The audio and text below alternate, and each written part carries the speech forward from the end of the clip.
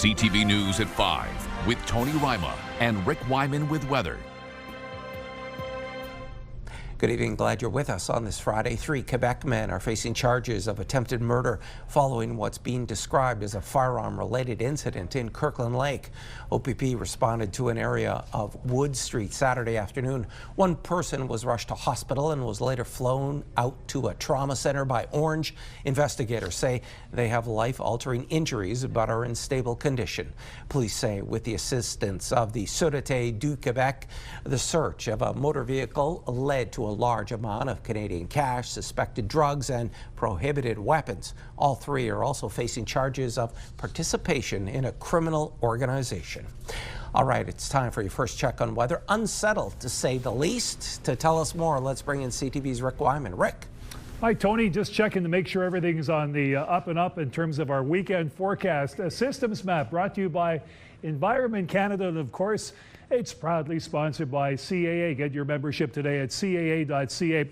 A wet weekend. We've got the chance of showers. We've got some sleet in the forecast and a lot more. Take a look at this right now. This is what you could expect by about 9 o'clock tomorrow evening right across Northeastern Ontario. I can't make this up, Tony, so this is what's going to be happening. As for Mother's Day, let's put it this way. We've had better weather before, so this year it's going to be a different story. Chance of showers in some places, maybe some sleet. Details on the 5-day forecast coming up. So much for that, Rick. By July 1st, all firefighters in Ontario must be certified to National Fire Protection Association standards. However, as CTV's Lydia Chubak tells us, some smaller municipalities are struggling to meet the deadline. The member of Provincial Parliament for Timiskaming Cochrane says the Iroquois Falls Fire Department is feeling the pressure to meet the province's July 1st deadline to have all its members to be officially certified. Make the certification process work for people who work full-time at other jobs. Like if the certification process is only once in a while, or you have to travel to get certified. And as a result, there are people going, you know what, we're either not going to join or we're not going to finish the process. Only proctors and evaluators from Ontario's Office of the Fire Marshal are qualified to facilitate the evaluations and certifications, making it challenging for volunteer firefighters to achieve certification. They have full-time job, family commitments, whatnot. Let the departments themselves be able to administer the testing. That's all we're asking. The Chief Training Officer for the Timmins Fire Department says getting members certified has not been as difficult as it's been for Iroquois Falls. With Timmins being a regional training center, we're able to run courses often to try to keep up with this impending deadline. The Iroquois Falls Fire Department is worried about the consequences it could face if its volunteer firefighters don't get certified in time. Our department could become an interior or exterior attack only department and also lose our certification for extrication services on Highway 11. Boucher and Vantoff are asking to change the process to make it more convenient for volunteer firefighters to get the required certification and plan to raise the issue at next week's Phenom Conference in Timmins. Lydia Chubak, CTV News, Timmins. Parts of Greater Sudbury remain under a boil water advisory after bacteria was found in water samples earlier this week. Results from a second set of tests are expected tonight to determine if the measures can be lifted. CTV's Angela Gemmel tells us more. A water treatment operator takes a sample from the David Street plant. 3 of 4 samples from this distribution system sparked a boil water advisory this week. We have such a complex system that we can't isolate any part of the town. So because one part of town has had these adverse results, we cannot say in confidence that water from this part of town won't travel to that part of town. Public Health issued the boil water advisory Wednesday evening and later clarified the issue was coliform, which is a category or group of bacteria.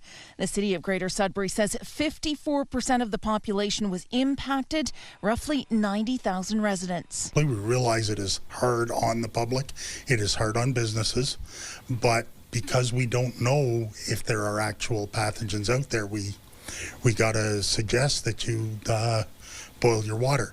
So people did hear about it. People were doing this. People were following the instructions. The city's director of water wastewater explains they've previously experienced adverse samples from various sites across the water distribution systems. But this was the first time results came from two different treatment systems at the same time.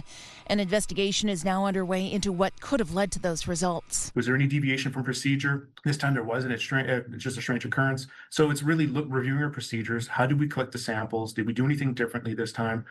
Reviewing the equipment itself. Kadechan can confirm it was not human error since the samples were taken by two different operators. The operators are always trained to have clean hands. They wear gloves.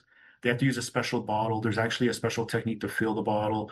The bottles have to be kept refrigerated. Kadechan says they may never know why this happened, but they are using it as a learning opportunity for staff to review procedures and identify any blind spots. Angela Gamble, CTV News, Sudbury. The municipality of French River is helping those dealing with flooding. At its meeting, councillors voted to waive tipping fees at the landfill for now. For those dealing with floodwaters, water levels are still high, and if the weather holds, the municipality is expecting to see some relief early next week. Recent precipitation has been more than 200% on average. At least 50 properties have been impacted, and some property owners are looking to the province to do more. Moving forward, we're going to have to really evaluate how this water system is managed. We can't keep doing the same thing and having the same results over and over again.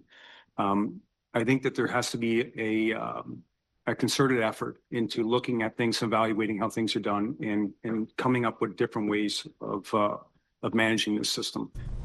And the municipality of French River remains under a state of emergency. Firefighters in North Bay will be the subject of a new mental health research project aimed at better understanding mental health in their field. Nipissing University Bay Psychology and local mental health advocacy group Chat for Chad are partnering on the 4-year study to see how exercise impacts mental health. Andy Conmacher is one of the leads on the project as he completes his master's in kinesiology. He says the goal is to find meaningful results from the research. I think this research is going to be very meaningful in the sense of finding some new mental health initiatives for firefighters and other first responders. So we're looking actually at how exercise, predominantly aerobic fitness, can actually influence some of the cortisol profiles in these firefighters. And we know cortisol is very linked to stress, and that's why we're focusing on cortisol. So Chat for Chad is a huge contributor financially, but also in addition to the financial contributions, Chat for Chad is really going to help this research by allowing us to spread our findings to the wider community. So often academic research gets lost in academic journals, and Chat for Chad has a great platform. They've done really great work at sharing mental health initiatives, and so we're also really looking forward to working with Chat for Chad. Researchers say Bay Psychology, that is also partnering on the project, will provide another layer of expertise. The clinic's lead psychologist and her team will be monitoring the mental health initiatives throughout the project. It's time for a quick break. Coming up on CTV News at 5, Rick has your full weather forecast. Right now, though, we're heading to Sault Ste. Marie and the International Bridge. This live webcam is brought to you by the International Bridge Administration. It's 12 Celsius. We are back after this commercial break.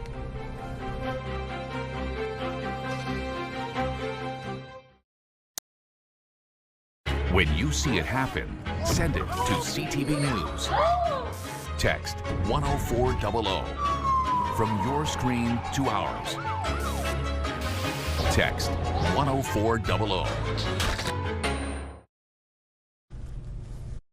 Lots of precipitation in our weekend forecast throughout Northeastern Ontario. Forecast radar, let's have a look right now. We've got, some systems moving in, and that's not a good sign for at least for Mother's Day come Sunday.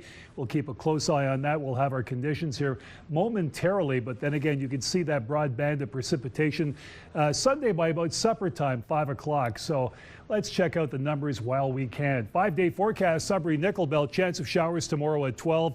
Chance of sleet, some showers or flurries on Mother's Day at 10. 9 Monday, chance of sleet. Tuesday, Wednesday, it begins to perk up, 12 and 14 also warm up to, well, at least give us a better indication of the average temperature for this time of the year, 12 and 14 Tuesday, Wednesday. Meanwhile, in the Sault and Algoma, chance of showers tomorrow at 8, 6 on Sunday with sleet. Showers or flurries, more of the same on Monday at 7. 10 degrees Tuesday, sun and cloud, and Wednesday also some sun and cloud, 14 degrees. I like that 1-4 for Wednesday midweek. It's about time. Timmins, Cochrane, Kapuskasing, sleet tomorrow at 9. Chance of sleet on Sunday, 60%, 9 degrees. 8 for Mother's Day, 40% chance. Bring on the sunshine. Tuesday and Wednesday, 12 and 15. We certainly need that at this time of the year, especially in May. We want to start seeing things perk up. Temiskaming Shores, Kirkland Lake, showers for tomorrow at 12. Chance of sleet 60%, 9 Sunday.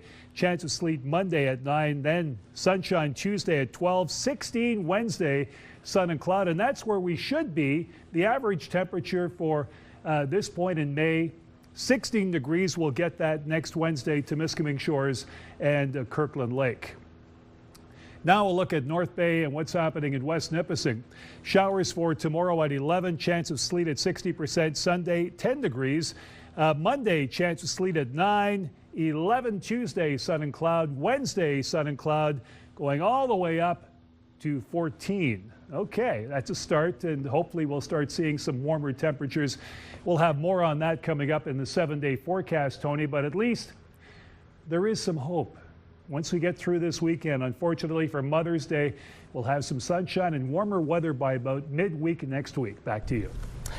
Thanks, Rick. A new production in the Nickel City has the volume turned all the way up. Last night, the Sudbury Performance Group kicked off its run of School of Rock. CTV's Amanda Hicks reports.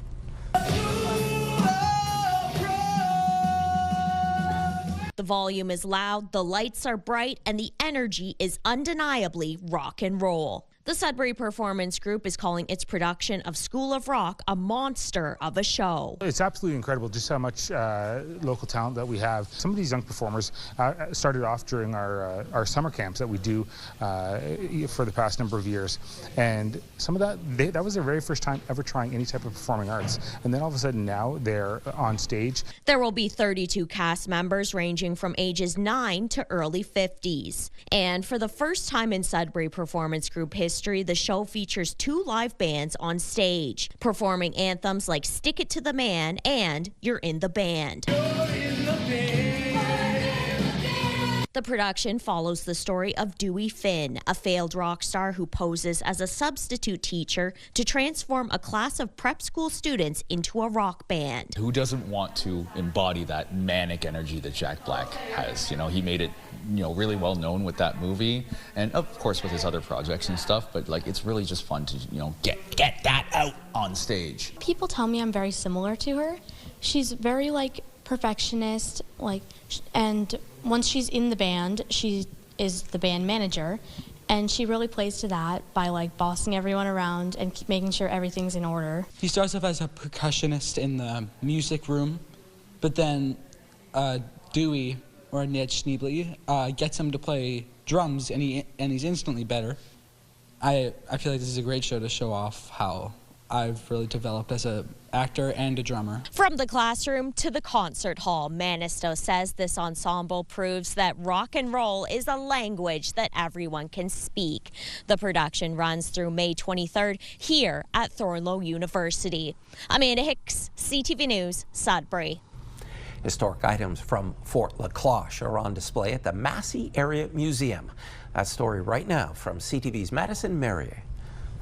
Items that date back over 2,000 years are sharing more information on Anishinaabeg history with the Reconnecting Awakening Heirlooms of History exhibit. We wanted people to recognize that families were raised there and that there was life stories playing out there for thousands of years, that when they look at these artifacts, that don't look at it and just see an arrowhead, look at it and imagine somebody chipping away and making it, the story behind that. An exhibit was not the original intention. It started out as an Indigenous training program on history, but quickly grew into something bigger. The exciting part is that these items that were kept in boxes for so long they're given like a new life. The First Nations are like shaping the way that archaeology is being done in their communities, right? And a first step to doing that is to provide a place where people can learn about ancestral belongings. Recollet says the exhibition had a lot of community involvement, with many people taking their own artistic inspiration. This exhibit includes both the ancestral belongings,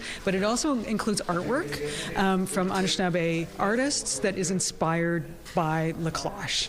And so I hope that people who come to visit look at the artwork as well. It's a way to do what the exhibit is called reconnecting. It's really cool because seeing the new works alongside these old belongings, these ancestral belongings, it really kind of reaffirms that we're still here and that this knowledge isn't lost. We're still learning it. We're relearning it, and it's still alive. Toulouse says the collection shares so much information on Northern history, and they encourage all to learn more while it's on display this summer. Madison Marier, CTV News, Massey. The North Shore Health Network is advising the closure of the Richards Landing Emergency Department. It will be shut down for the weekend starting tomorrow at 8 a.m., reopening Monday, May 11th. The Thessalon site and Sioux Area Hospital's Emergency Department will be open. Anyone needed emergency medical care should call 911. After the big winter storm in March, coming up on CTV News at 5. Lancer Dome in Sudbury is going to reopen on Monday after repairs are made to the multi-use facility.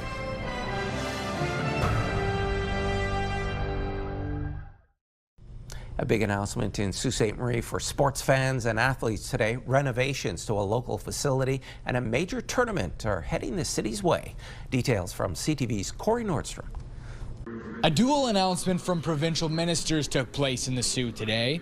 Our government is providing $2 million to the city of Sault Ste. Marie to renovate the John Rhodes Community Center. Today I'm proud to announce that Sault Ste. Marie will host the 2028 Ontario Winter Games.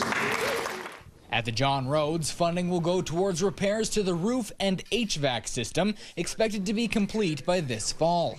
The latter comes with nearly $1.4 million to host an event that will bring some of the best young athletes to the Sioux. Over 2,800, in fact, competing across more than 24 different sports, bringing thousands of eyes to the city with coaches and family included. It's a bit of an audition for future events, but it is a premier event in Ontario. We are really excited for the games themselves and for the legacy that they leave. I think most families, especially in Ontario, support their kids, and so could it be double the number of athletes? Quite possibly, and maybe even more. The other side of that is you can't forget the local attraction, that those that love sport that may not have a horse in the race, if you will, from a family member, but love watching competition and love watching young people compete. The economic impact for the Ontario Winter Games is estimated at roughly $5 million. The money for the work to the John Rhodes will bring construction jobs, and by extending the lifespan of the facility, there's the continued financial draw of hosting many more sporting events in the future. We don't think about that very often, but it is the largest source of revenue across the north. You can see it every single weekend. The rinks are packed, and they're usually packed with people from out of town. The city is calling on support from locals in advance of the 2028 games, where it's expected that between 800 and 1,200 volunteers will be needed. Corey Nordstrom, CTV News, Sault Ste. Marie. Junior A hockey teams from across the country, including the Sudbury Cubs, are in Summerside, Prince Edward Island for the Centennial Cup tournament. The Cubs had a hard opening to the tournament last night, dropping their first match 8-3 to the Toronto Patriots. The Cubs are back on the ice tonight against the Truro Bearcats from the Maritime Hockey League. Game time is 7:30 p.m. Sudbury's Lancer Dome is going to reopen Monday. The dome was closed after the major snowstorm in March. The Rainbow District School Board says new lights had to be installed after the dome's collapse. There were also minor repairs and patches to the dome shell structure and to the turf inside. The dome is used predominantly for soccer, but is also used for cricket, flag football, and other sports. North Bay dog owners will have new places for their dogs to run, play, and socialize. The city is launching a pilot project designated 4 outdoor rinks as off-leash dog areas. The initiative stems from community feedback asking for more accessible off-leash spaces in different areas of the city.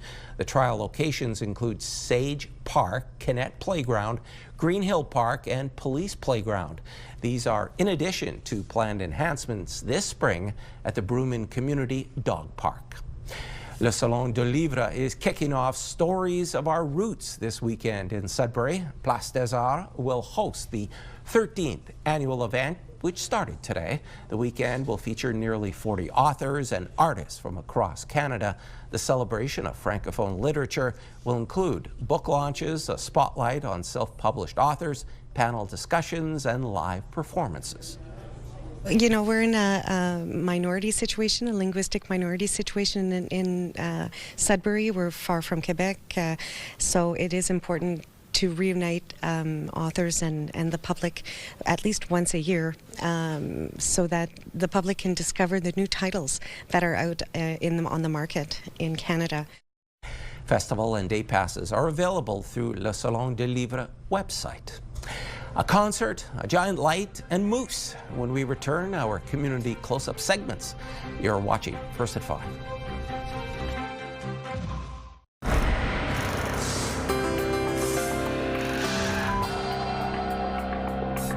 Our first community close-up comes to us from Sudbury. The Sudbury Music Festival Stars of Excellence concert is happening Monday, May 11th. Amazing talent will be on display starting at St. Andrew's Place on Larch Street, beginning at 7 p.m. To recognize Mental Health Week, the Sudbury Water Tower is going to be illuminated green until Sunday, May 10th. SW Sports and Entertainment is doing this in cooperation with the Canadian Mental Health Association to raise awareness and reduce the stigma. Nature is all around us, you just have to look. Let's go to the greater Sudbury community of Hanmer, where Christine Hart took this video along with some pictures of moose near the Howard Armstrong Recreation Center.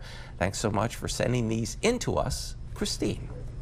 And if you have any pictures, videos, or events you'd like us to showcase, you can always email them to us at communitycloseup@bellmedia.ca. And there's more news for the North coming up at 6. For now, continue watching as we hand things over to CTV National News.